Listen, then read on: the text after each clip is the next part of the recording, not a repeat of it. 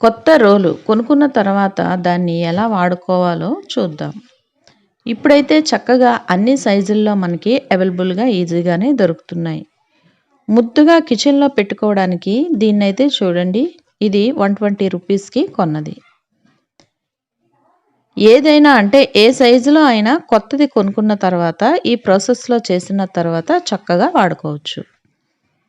ముందుగా శుభ్రంగా నీటితో బాగా అన్ని వైపులా అంటే లోపల, బయట శుభ్రంగా ఒక 2, 3 సార్లు మంచినీటితో కడిగేయండి.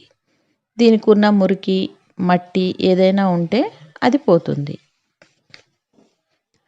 తర్వాత కాస్త పసుపు తీసుకొని పసుపు రాసి కొత్త రోలు వాడుకోవాలి అని మన పెద్దవారు చెప్తూ ఉంటారు. వాళ్ళ మాటలు కొట్టిపడేయడానికైతే లేదు గానీ అది వినక మనం మొండికేస్తామని దీనికి పూజ చేయాలి అని ఒక ఆచారంగా పెట్టేశారు.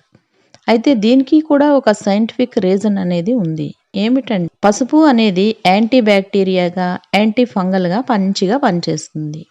అప్పట్లో రోళ్ళు అనేవి ఆరుబయట ఉండేవి కనుక ఈ పద్ధతిని మనం చేయాలి అని దీనిని ఒక ఆచారంగా పెట్టారు. ఇలా పసుపు చుట్టూ రాసుకున్నాక ఇవి ఒక 3, 4 గంటల ముందు నానబెట్టుకున్న బియ్యం. మామూలు రేషన్ స్టోర్ బియ్యాన్నైనా వాడేసుకోవచ్చు.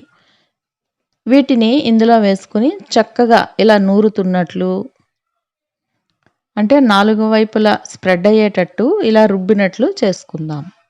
దీనివల్ల ఏ మూలల్లో ఉన్న చిన్న చిన్న ఇసుక అయినా సరే బియ్యంతో పాటు బయటకు వచ్చేస్తుంది.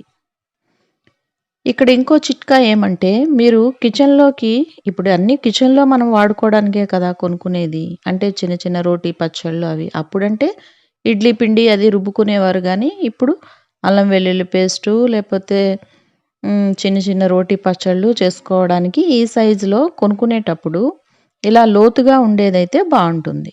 ఇలా నలిగిన బియ్యాన్ని తీసేసి బియ్యం కలర్ తెల్లగానే వచ్చింది కదా! అంటే లోపల మురికి లేనట్లే. బియ్యాన్ని పూర్తిగా తీసేసి మరలా మంచినీటితో బాగా 2, 3 సార్లు కడిగారంటే క్లీన్ అయిపోతుంది. నీరు బాగా ఆరబెట్టుకొని అంటే నీరు తడంతా పోయి పొడిగా అయిన తర్వాత వాడేసుకోవచ్చు. ఇలా వాడుకున్న తర్వాత నీటి చెమ్మ అనేది లోపల లేకుండా డ్రై అయిపోతే బ్యాడ్ స్మెల్ అనేది ఉండకుండా నీట్‌గా బావుంటుంది. ఇంకా దీనిపైన మీకు ఏ డౌట్స్ ఉన్నా తప్పకుండా కామెంట్స్‌లో అడగండి. హోప్ ఈ వీడియో మీ అందరికీ నచ్చిందని అనుకుంటున్నాను. ఇలాంటి మరిన్ని వీడియోస్ కోసం ఛానల్‌ని తప్పకుండా సబ్స్క్రైబ్ చేయండి. రేపటి ఇంకో వీడియోలో మళ్ళీ కలుసుకుందాం. Have a good day. Bye.